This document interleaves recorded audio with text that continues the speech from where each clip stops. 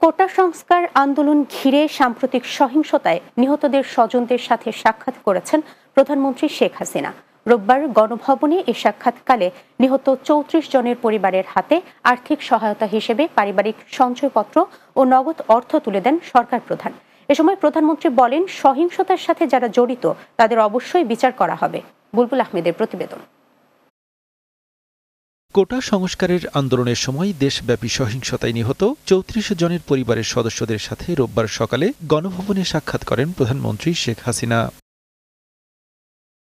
এ সময় প্রধানমন্ত্রী নিহতের পরিবারের প্রতি সমবেদনা জানান এবং তাদের সার্বিক অবস্থার খোঁজ খবর নেন। অনুষ্ঠানে প্রধানমন্ত্রী শেখ হাসিনা সহিংসতায় নিহতদের স্বজনের হাতে পারিবারিক সঞ্চয়পত্র সহ নগদ অর্থ সহায়তা তুলে দেন।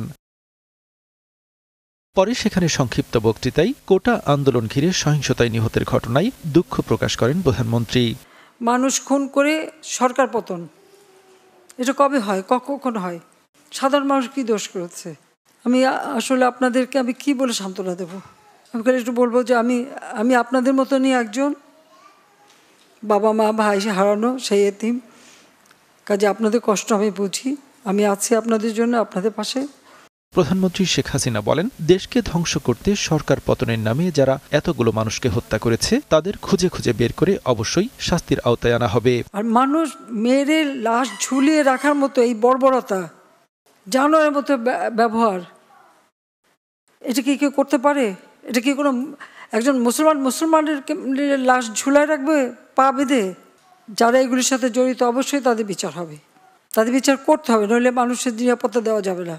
আপনাদের কাছে শুধু এটুকু বলবো যে আপনারা সবর করেন আর আল্লাহকে ডাকেন যেন এই সমস্ত খুনি জালেম এদের হাত থেকে আমাদের দেশটা যেন রেহাই পায়। সরকার প্রধান বলেন, বাংলাদেশকে নিয়ে আর কোনো খেলা খেলতে দেওয়া যায় না। কারণ এইভাবে বারবার বাংলাদেশটাকে নিয়ে খেলা, এটা আর হতে দেওয়া যায় না। বুলবুল আহমেদ, বাংলা টিভি, ঢাকা।